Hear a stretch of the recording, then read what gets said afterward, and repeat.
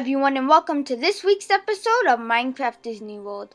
This week we're headed back to Hollywood Studios and we're taking a look at what may end up now becoming the first many similar themed rides we'll be able to taking a look at Star Tours.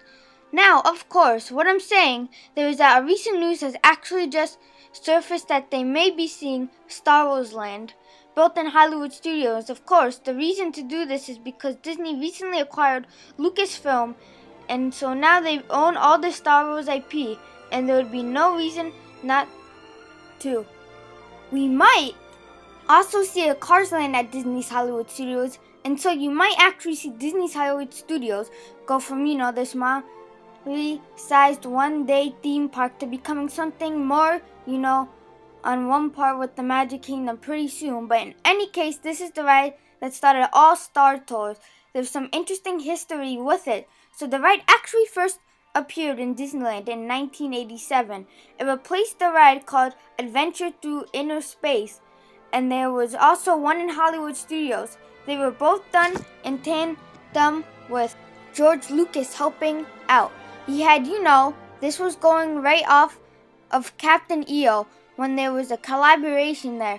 It worked out well. They wanted to do it again. They ended up both closing July in 2010, then September 2010, so that they could refurb for what we know would be considered Star Tours to the Adventure Continues, which is a ride you could ride now here at the MC Magic server, and the basic premise of the ride is you've never been on it, and that you get into this simulator for a spaceship in the Star Wars universe, and you go on these adventures through these famous Star Wars scenes. In the first ride, the original, it was he's sitting in the simulator and there was a screen in front, and it was the motion simulator, like most would rock and then bend and twist to what you're doing on the screen. The new version Star Wars does its similarity, but it's in the 3D now. It's got much more updated visuals since the original ride was in the late 80s. You could just imagine the jump in the visuals, and they've added this randomized element where in the original Star Wars Tours, you would go through a very scripted set of scenes here and randomize. It's between 6. So now you can go to Hoth, and you can go to Tatooine. You could go to Kush. You could go to Kasan, you can go to Naboo or Generis, and it would randomize every time. Every time you ride the ride, it should be different.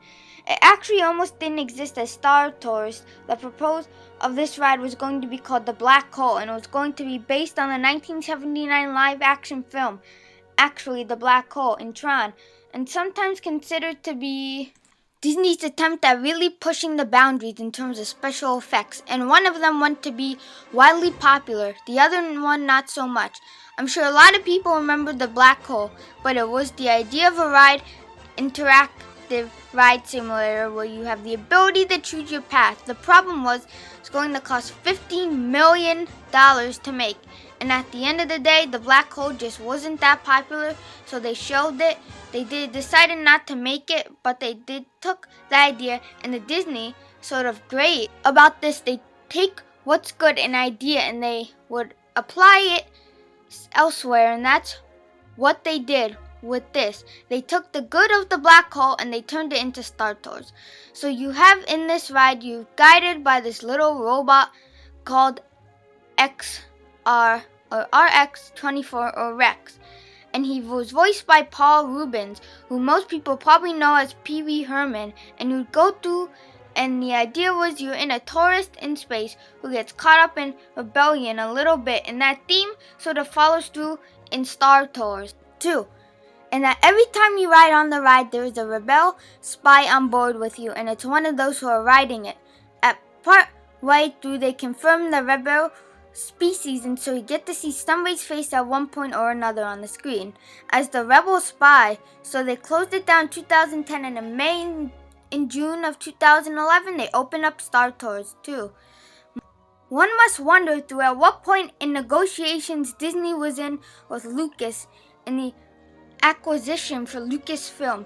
Would you know they did refurb this, knowing full well that within a year Disney World right down own all of the Star Wars IP and could use this sort of building point to a larger land, they might end up seeing that we might be seeing more rides based on Star Wars. Fantastic. John Williams, the composer of Star Wars, he wanted to write the music for all the attraction, but he took a look at all these sequences and he decided that he kind of didn't need to. There's so much Star Wars music out there that I could have just used what was out there already, and there's essentially what happened.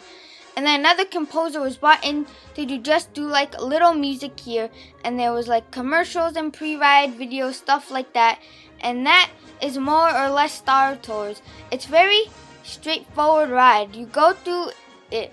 There's a cool gift shop at the end, just full of Star Wars merchandise. It is sort of unofficial hub of the Hollywood studios during Star Wars weekends for obvious reasons. They have a stage out there now where they do these Jedi academies for these younger kids, and all around it's a fun place.